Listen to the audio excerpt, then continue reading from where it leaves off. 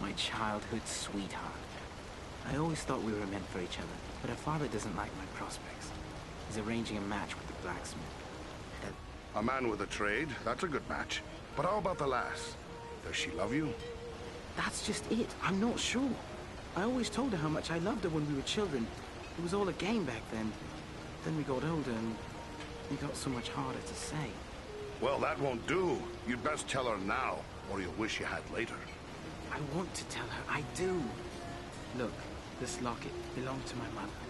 I want to give it to Idona as a token of my love. But the chain is broken, and Elman the blacksmith is the only one in town who can fix it. If I take it to him... Well then, give it to me. I'll take it to him. Yes, that might work. Elman would never suspect a stranger like you. There's one more thing. Idona's father keeps a careful eye on his daughter and won't give me a moment alone. Leave it to me then. I'll make sure she knows how you feel. Wonderful! Just perfect! Take the locket to Elman at the smithy across the street. Once it's repaired, bring it to Idona and tell her I love her, and that I'll do everything in my power to make her happy every day we are together.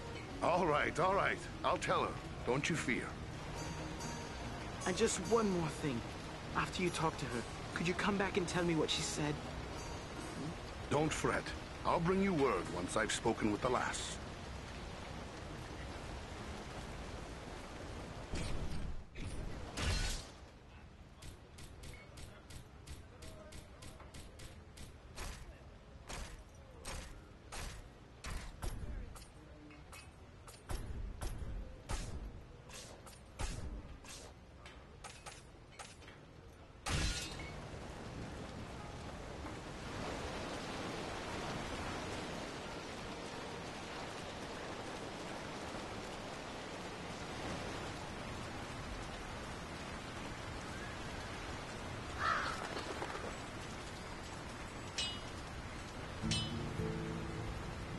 Well, a dwarf in me shop.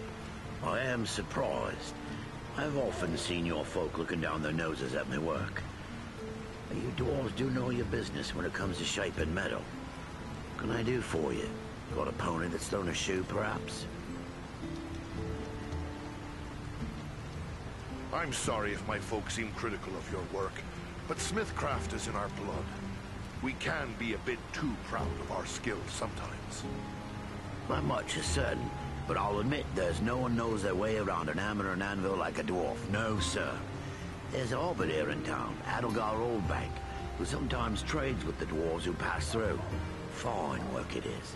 Fine work. This locket has a broken chain. Can you fix it for me?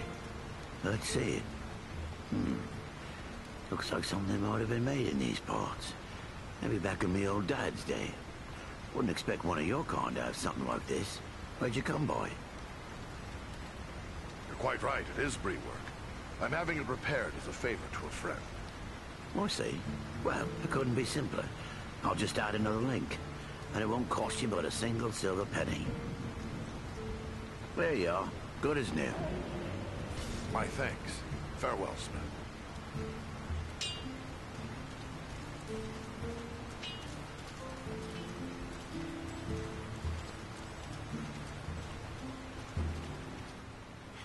Who could live in a town where it's always raining? It's depressing.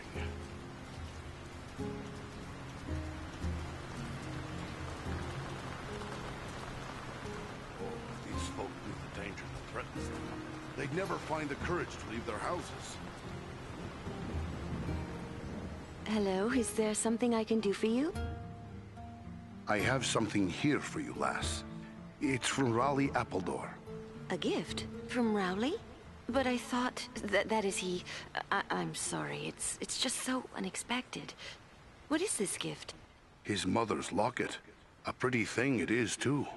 Oh, it's beautiful. But I don't understand. Why is he giving me this now? Because he is in love with you, lass. He wanted me to tell you so. Rowley loves me? Still? We were so close when we were children, but I thought he had forgotten all that. Forgotten? Oh, no. You should see him fretting and fussing. It's almost pathetic, really. But this is wonderful news. Wonderful. Rowley's always had my heart, always. The poor, simple, wonderful fool. What would you like me to tell him? Oh, please tell him I love him, and that we will find a way to be together always. Ha! Well said, lass. I'll tell him.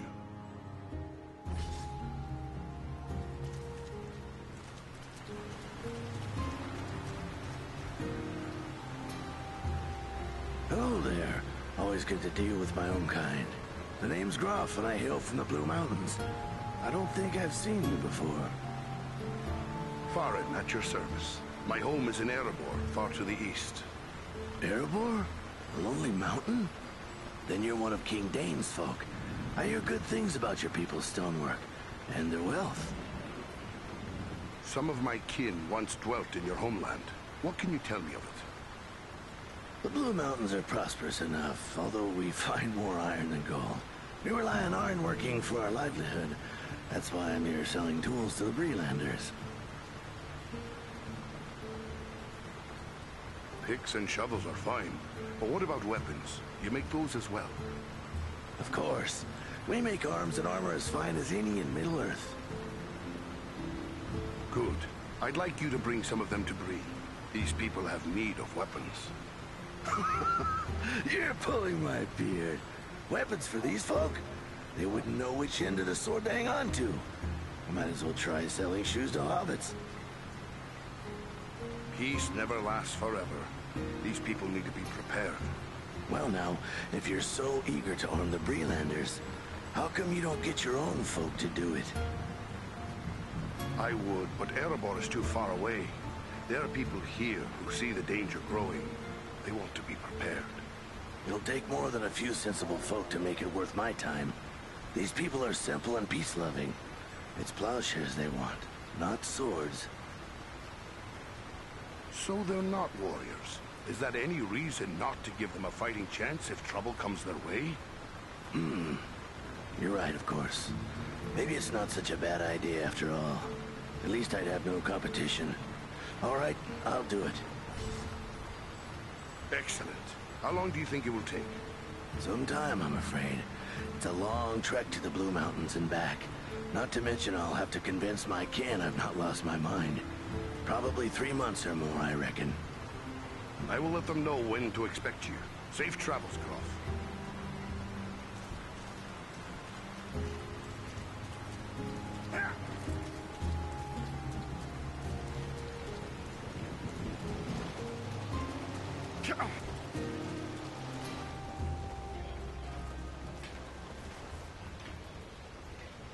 You're back. Did you speak to Idona? What did she say? I'm dying to know. The lass loves you, boy. Sure as anything she does. Wonderful, wonderful. I can't thank you enough, my friend. But wait, hang on. Oh, I completely forgot.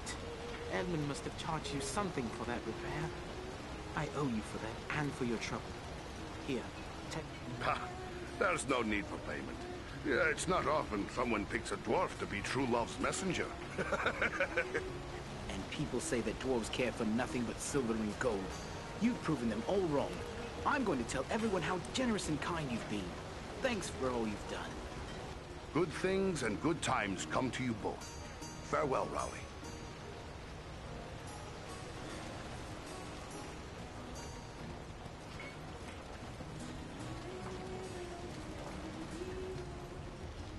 Did you speak with Groff? What did he say? Will he bring us weapons? I changed his mind. He'll bring you weapons soon. Excellent. My only concern now is the time it will take. What if we need to defend the town before the dwarf-made goods arrive? Maybe you could help me with that as well. How so? I can tell by your gear that you are no stranger to a fight. If you should have occasion to, well, let's say, recover any weapons you don't need, bring them to me, and I will pay you for them. Pay me, huh? A better price than I might find elsewhere. I'm not a wealthy man, but I will give you what I can for any good weapons you bring me. I'll bear that in mind. Farewell.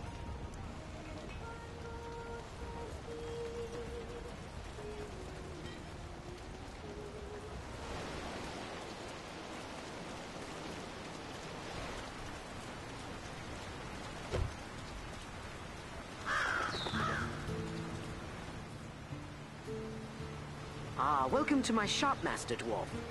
Perhaps you have need of a thing or two? I have some very interesting items available. Or maybe you have something to sell. I'm always interested in dwarf-made goods. You get a lot of dwarves passing through, do you? Oh yes, they come through quite often, traveling between their holdings in the Blue Mountains off west and the Lonely Mountain in the east. I'm always interested in their news and anything they might have to sell. What news do travelers bring lately? Lately, their talk has been pretty dark. All about wars brewing and even about Mordor and all. Frightening talk to listen to, I'll admit. And are you frightened? Me? Heavens no. What is there in Bree that the Dark Lord would be interested in? We mind our own business and no one bothers us. That's the way it's always been. You should be frightened. All of Middle-earth is falling under the shadow. Bree will be no exception. No. Now you're just trying to scare me, aren't you? Why, I doubt this Dark Lord even exists, outside of tales told to keep misbehaving children in line. So,